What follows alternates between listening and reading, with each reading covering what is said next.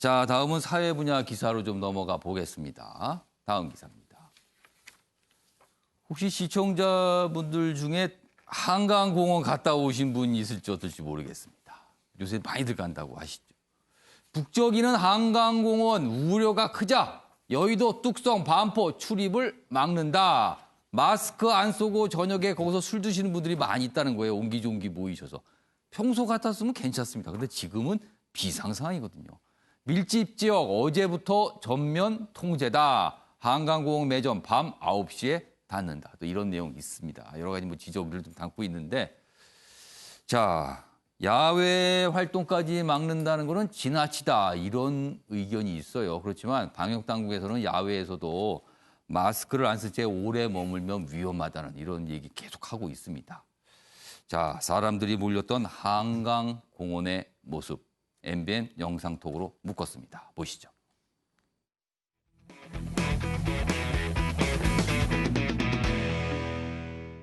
코로나19 확산세를 조속히 진정시키기 위해 특단의 대책으로 이용객이 많은 여의도, 뚝섬, 반포, 한강공원의 일부 밀집 지역은 오늘 14시부터 출입을 통제합니다.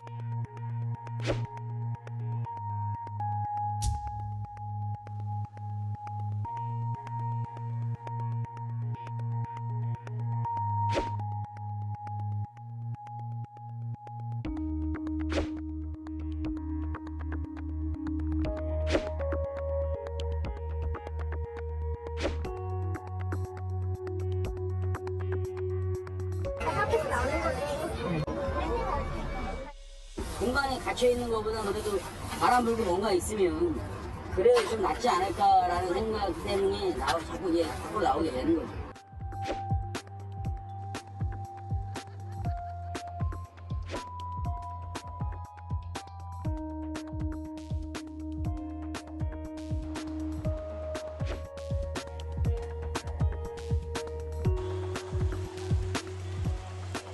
막아놔도요, 이렇게 치우고 앉는 분이 있어요. 그럼 수시로 나와서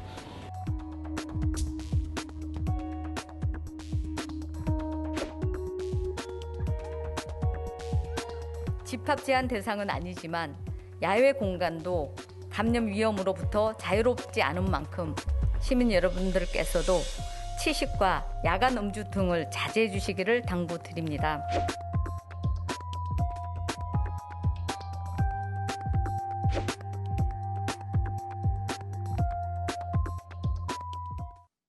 네, 최영호 의원님. 네. 최근에 한강공원 혹시 저녁이라도 가보셨어요? 저는 뭐 한강공원에는 평소에 잘 안 가보지 가시는군요, 거기. 네. 아니 그냥 중이연gun이에요, 거기도요. 어. 사람이 많이 모이면 예. 그다음에 뭐 양재천 같은데 걸어가잖아요. 그럼 예. 거기 뭐 안내판이 있습니다. 거기서도 앞 사람의 비말이 뒤에 사람 걸어오는데 거리를 뛰어들어도 오게 돼 있거든요. 지금 한강에 이용객 수가 40%가 늘었습니다. 그렇다면 이것은 굉장히 지금 중이용군에서 고이용군으로 갈 수가 있거든요. 물론 이렇게 터져 있는 데서 답답하지 않게 스트레스 푸시는 것도 중요하지만 예. 뭐 국민 여러분들 다 잘 아시는 부분, 불편하면 불편할수록 코로나는 빨리 도망갑니다. 코로나는 불편을 싫어한다. 불편이 많아야지 코로나가 저절로 간다. 뭐 이런 말씀이에요. 다음 기사 하나 좀 보겠습니다. 코로나와 관련돼 있어요. 코로나19와 증상이 비슷한 독감, 뭐 인플루엔자, 뭐 이렇게도 얘기하죠. 이 독감, 전 국민 무료 예방 접종해야 한다는 목소리가 나오고 있답니다. 물론 지금 무료 예방 접종이 이루어지고 있는데 일부 국민들만 받고 있죠. 올해는 특별히 좀 대상을 늘렸습니다. 그런데 그거보다 더 늘려서 전 국민을 접종받게 해야 되는 거 아니냐 이런 얘기가 나오는 거예요. 지자체마다 무료 대상자가 제각각이다. 지역 간 감염병, 빈익빈, 부익부. 그러니까 이게 무슨 지역을 따지는 병이 아닌데 왜 어디는 맞고 어디는 안 맞고 그러냐. 독감이 줄면 코로나 방역에 도움이 된다. 전문가들은 독감 증상과 코로나 증상 이거 굉장히 혼동될 수 있다는 거예요. 그렇다면 오히려 방역에 방해가 되니까 아예 독감은 이참에 예방접종을 다 하자. 약이 있는데 왜 안 하는가. 뭐 이런 겁니다, 지금요. 여기 좀 더 내용이 있습니다. 올해 무료 접종 대상은 생후 6개월에서 만 18세 그리고 만 62세, 62, 그 이상으로 확대가 됐습니다. 이게 확대된 겁니다. 그럼 대상 국민은 1,900만 명으로 지난해보다 505만 명이 늘었습니다. 많이 늘은 겁니다. 하지만 전 국민의 63%인 만 19세에서 61세 알까지는 무료 접종 대상에서 제외됐던 겁니다. 그럼 이 나이 또 중간은 뺀 거죠. 그럼 여기는 안 위험하냐는 거죠. 그러니까 여기도 대상을 해야 되는 거 아니냐. 그러나 항상 이런 문제는 돈 문제가 있습니다. 돈 문제. 자, 김명윤 교수님, 네. 이거 어떻게 해야 될까요, 이거? 돈이 들어도 다 해야 될까요? 아니면 조금 여기는 빼도 될까요? 이거 어떻게 보세요? 지난해 독감 예방 접종을 하지 않았던 사람들을 대상으로 설문조사를 해보니까 예. 가장 큰 이유 중에 하나가 비용 문제라는 예. 조사 결과가 나오기도 합니다.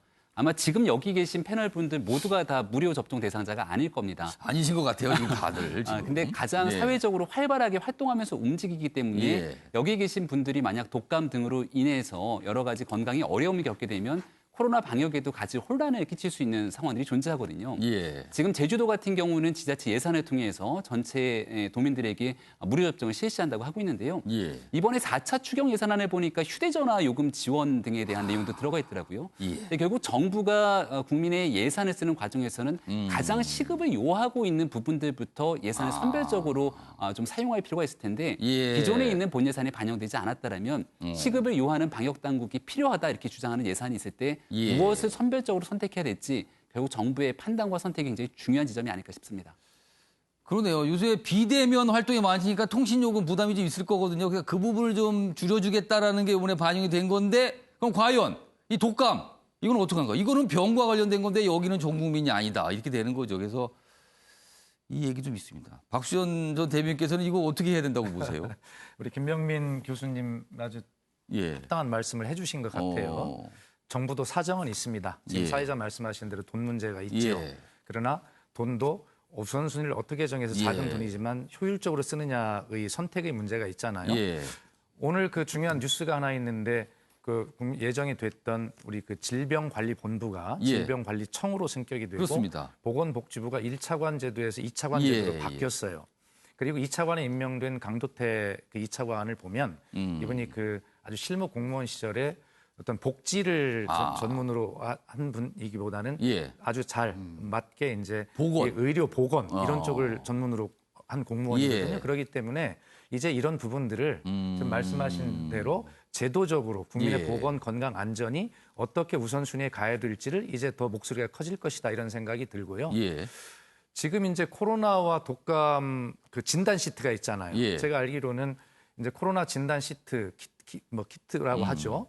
이 문제를 독감과 이제 증상도 비슷하고 그러니까 예. 이 문제를 동시에 진단할 수 있는 그런 어떤 장비를 우리 한국이 지금 개발하고 있고 일부 예. 개발도 돼 있거든요. 예. 그래서 우리가 처음 겪어보는 이 코로나 이것이 이제 독감과 마주치는 예. 이제 9월, 10월이 이제 이렇게 오게 됐는데 예. 아마 정부도 처음 해보는 일이고 국민도 처음 겪어보는 일이니까 이것을 시행착오나 또 잘못했다는 일보다는 이렇게 지혜들을 좀 모아서 앞으로 어떻게 종합적으로 잘 예. 해나갈 것인가를 우리 이제 보건복지부 제2차관실이 생겼고 질병관리본부 청으로 승격이 예. 됐으니 이런 문제들이 더 좀 잘 보완이 되고 그렇게 가야 될 것이다 생각을 하고요. 예. 저는 차제에 뭐 그냥 문제가 제기됐으니까 19세부터 만 그 61살입니다. 61살까지 제외된 63%의 국민에 대해서도 뭐 그렇게 큰 비용은 아닐 겁니다. 그렇기 때문에 이 문제는 좀 국회에서 좀 빨리 논의를 해서 어떤 결정을 했으면 좋겠다는 생각이 듭니다. 그러니까 전체적으로 올해는 좀 이 독감 주사 이거 온 국민이 좀 맞을 수 있게 해주면 좋겠다. 뭐 이런 목소리가 있는데 기사 역시 이제 약간 그런 목소리를 좀 담고 있습니다.